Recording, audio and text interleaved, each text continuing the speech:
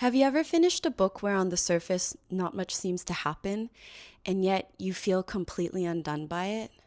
There aren't any major twists or a dramatic climax, but still something about it just lingers in a way you can't explain right away. I've started to notice that the books that stay with me the longest tend to do this really specific thing. They pay attention to the small shifts in relationships, to the things we notice but rarely say out loud. And as a librarian, I find myself returning to these kinds of stories again and again. So I wanted to talk about that and to share a few books that do this in a way that just really stays with you. The first one is Never Let Me Go by Kazuo Ishiguro.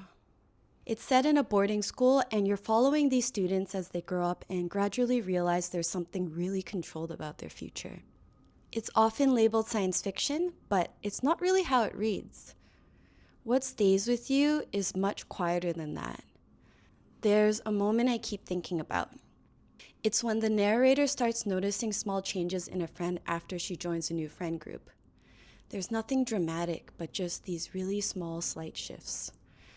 She starts telling stories a little bit differently, seems a lot more eager to impress, and a bit more in step with what that group values. The narrator just notices in that very familiar way you do when you've known someone long enough to catch the things they think are invisible. And that's really where the book lives. In those small unspoken shifts between people that you immediately recognize, even if you've struggled to fully explain them. The second one is The Other Valley by Scott Alexander Howard.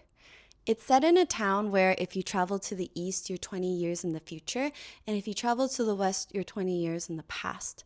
There's all these strict rules about crossing the borders, like who's allowed to go and when and why, and real consequences for breaking rules.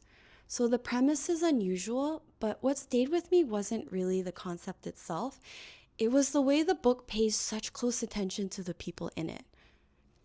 I remember there's this moment where the main character's watching someone she knows play an instrument. And what stands out isn't the music so much as the way she's picking up on the differences between the version of him that she remembers and the one that's in front of her now. It was in how he holds himself, the small changes in how he plays, and what feels familiar and what no longer does. The book doesn't explain those comparisons directly, but you can feel it happening, who he was, who he is now, and just what's changed. And that's really what the book keeps returning to. I think it's not the dramatic transformations, but the subtle shifts that only become visible over a span of a long time when you really start to pay attention. And lastly, there's On Earth We're Briefly Gorgeous by Vuong. This book is written as a letter from a son to his mother reflecting on their family identity and their relationship over time.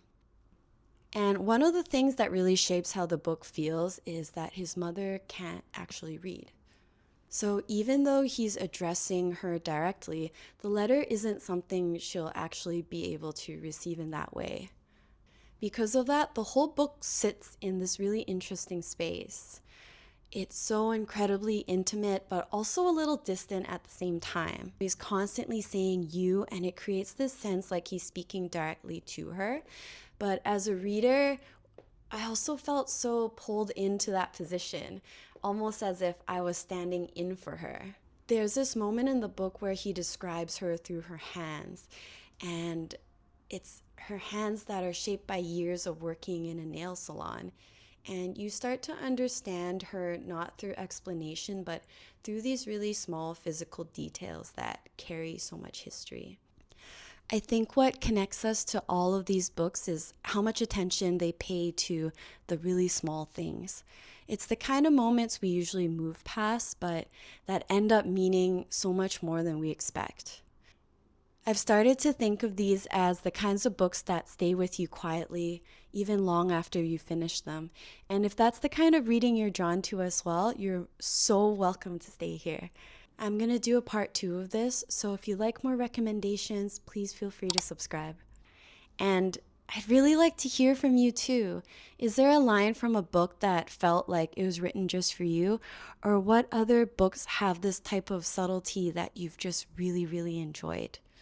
Feel free to share it, and then I will see you in the next one.